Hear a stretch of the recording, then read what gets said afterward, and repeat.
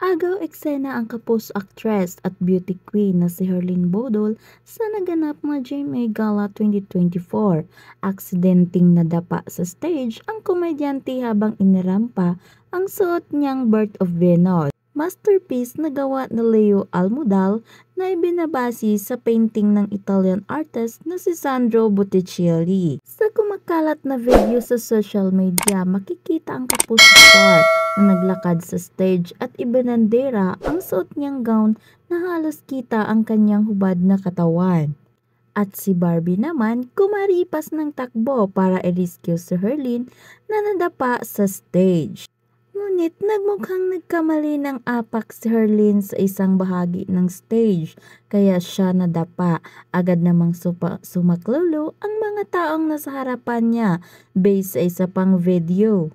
Kasunod nito, tila sinabi ng dalaga sa mga lumalapit sa kanya na okay lang siya matapos ang aksidente at saka bumalik sa stage para rumampa uli.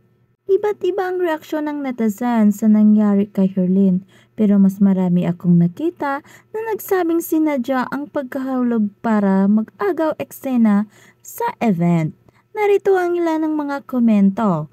Why di na ako naka-feel ng second-hand embarrassment sa kanya? Siguro naubos na nung nag-dog show siya sa pageant and other kagagahan. Same here, I have feeling na sinadya niya din yon. Some people would talk about her. Impossible didn't rehearse that walk.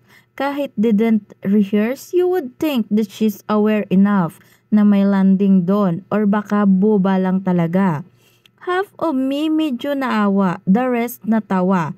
Pero I was reminded na she joined the national pageant and her high heels, so dapat kabisado niya paano ang pasahirela o at least how to walk in high heel. Nakaka-proud si Herlyn after an unexpected accident. She quickly redeemed herself. What I like about this footage is yung grabbing support ng co-sparkle artist niya para palakasin loob niya. Just look how. Keep cheering for her. That's our girl, right? Ay nako, sa action niya pa lang, obvious na parang sinadya. Isa pang tanga, mabigat yung gown niya sa bandang baba. Nahirapan siyang ilakad, igot. Nakakabilib at parang eksena sa pelikula ang ginawa ng kapuso actress na si Barbie Forteza para kay Herlyn Bodol.